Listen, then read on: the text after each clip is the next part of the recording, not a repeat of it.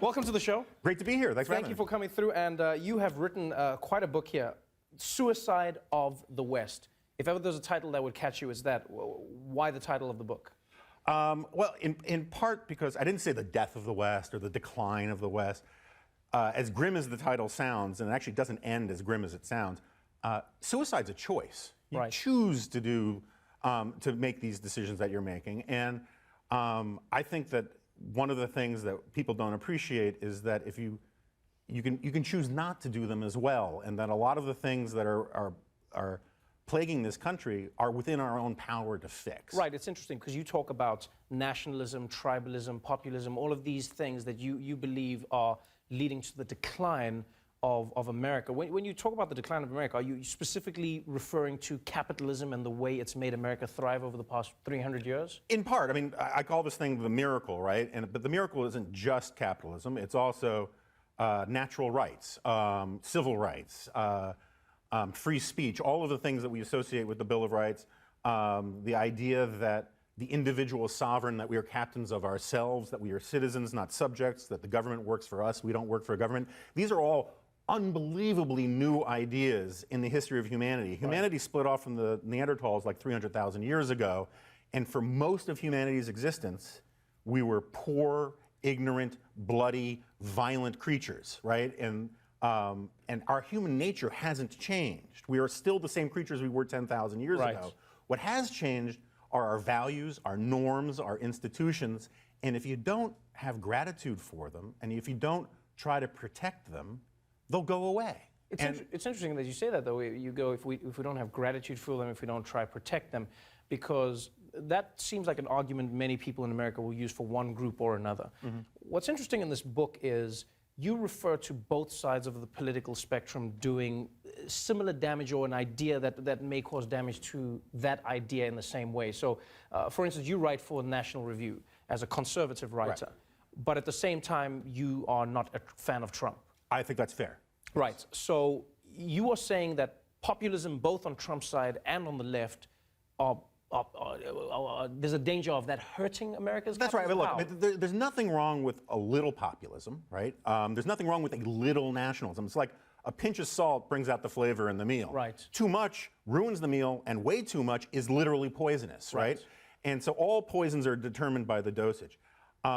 You know, my favorite New Yorker cartoon, which my wife got blown up for me a few years ago and framed, has two dogs drinking martinis at a bar. And one dog says to the other, you know, it's not good enough that dogs succeed. Cats must also fail, right? And that's sort of where we are as a culture right now, where it's not, you know, and this drives me crazy about my own side these days, where I talk to young conservative activists, college students, and I say, look, by all means, fight political correctness if that's what you want to do. But just because being rude is politically incorrect doesn't mean being rude is good. And so much of what's happening, I think, on both sides of the political aisle is this idea that you can do almost any horrible thing if it annoys the right people. And that's a huge part of the defense of Donald Trump, which I just find intellectually bankrupt, which is, well, he's got the right enemies, or he's making the right people upset. Well, you have to look at what is actually upsetting them.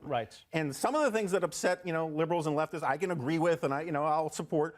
But some of the other things are just sort of crassness, rudeness for its own sake. And I don't see why I should defend that just because he's on my team, as it were. It's interesting that you bring up teams, because it does feel like America is drifting into a space where politics is solely about teams. You pick your team, whatever your team does, you defend.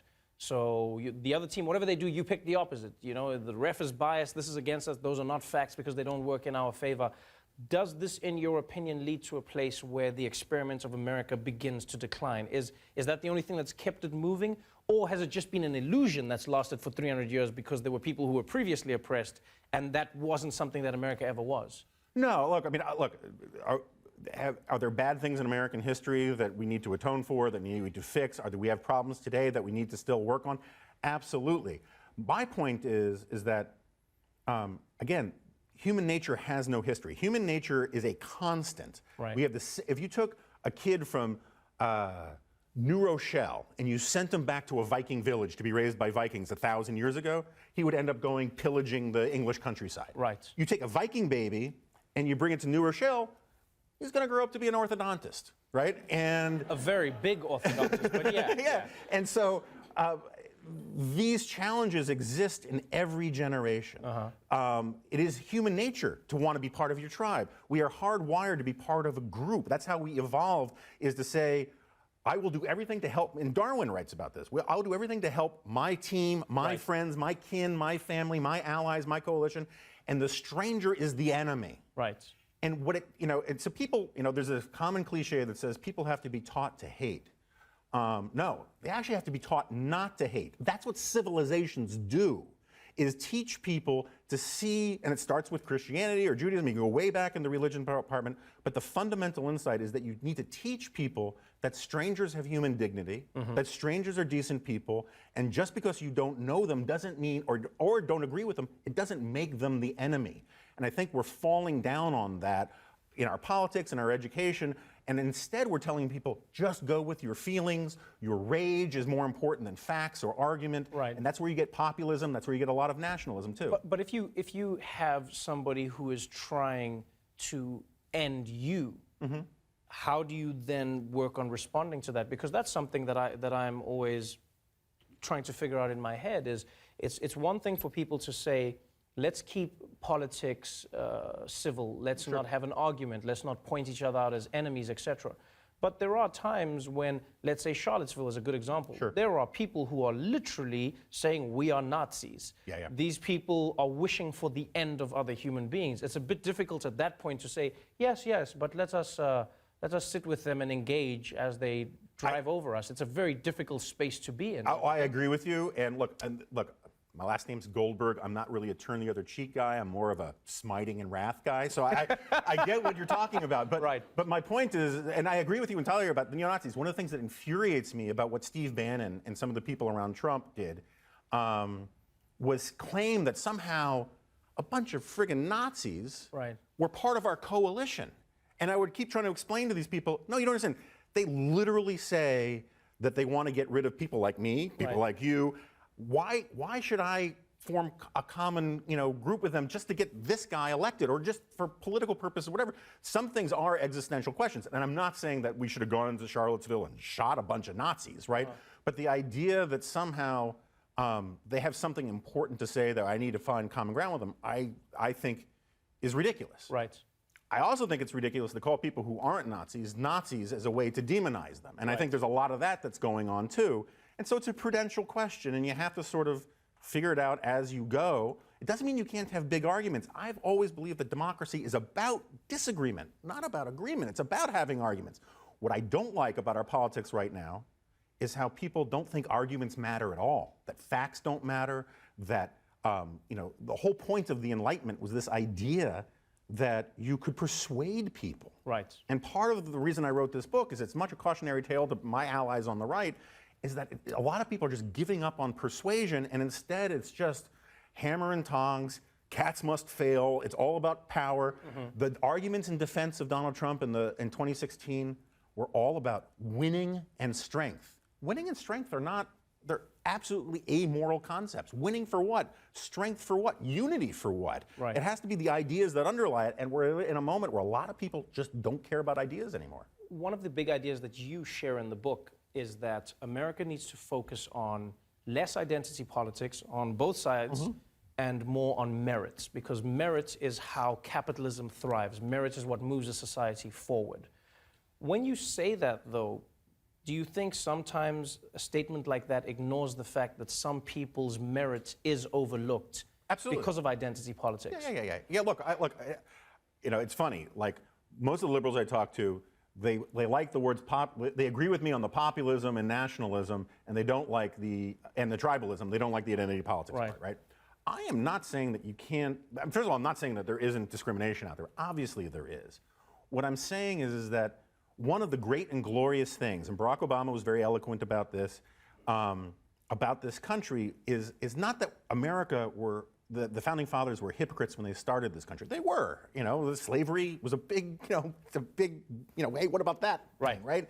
That's a great description. What about that? Yeah, but you know what I'm getting at, right? And so what happens is then Abraham Lincoln comes along with the Gettysburg Address, and he redefines what this country is about equality. And then Martin Luther King says, hey, wait a second. 100 years later, he says, wait a second. The Founding Fathers wrote a promissory note to the American people that all men, including black men, are created equal. It's the unfolding of that story that is what matters. And so one of the core values, all civilization is the story we tell ourselves about ourselves. And one of the reasons why Martin Luther King was so persuasive is he was appealing to the best ideals of white America and saying you should take people as you find them. One of the great things about the American founding, which doesn't get taught anymore, is that we got rid of titles of nobility. We got rid of the notion that simply by an accident of birth, one person is better than another person.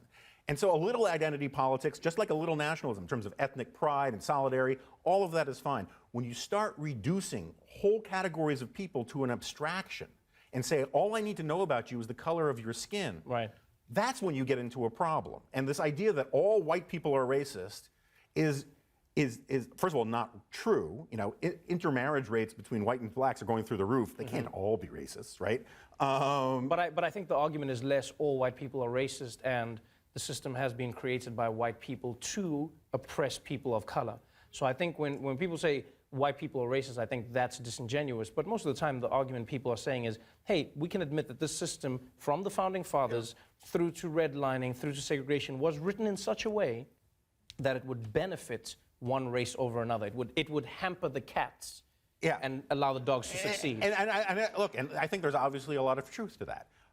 At the same time, the definition of who counts as white changed over time. I mean, you listen to Benjamin Franklin. It changed for everyone except black people. That's true. And that's true too. And that's part of my point, is that it is an outrage that this country took so long to include everybody in this idea of universal equality.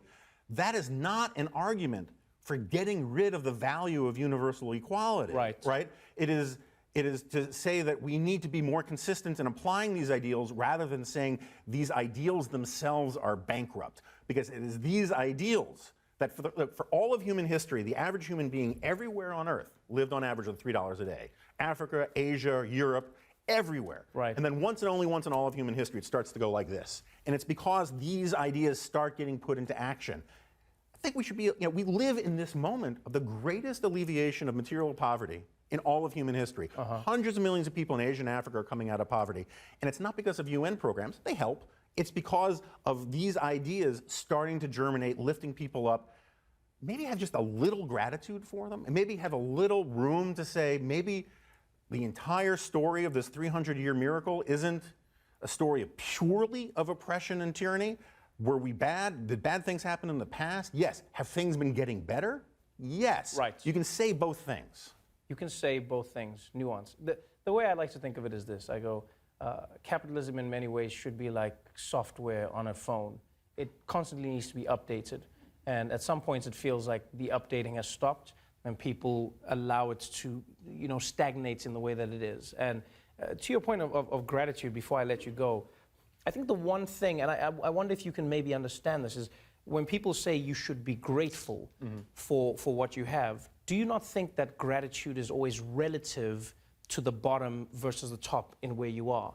Because to say to somebody, and you hear this all the time, and I'm not saying you're saying it, politicians will say, oh, black people, you complain about America, go live in Afghanistan, see what that's like. I say, but you're not living in Afghanistan. If I'm in a Michelin star restaurant and the food is not great, you can't tell me to go to Arby's because I complain.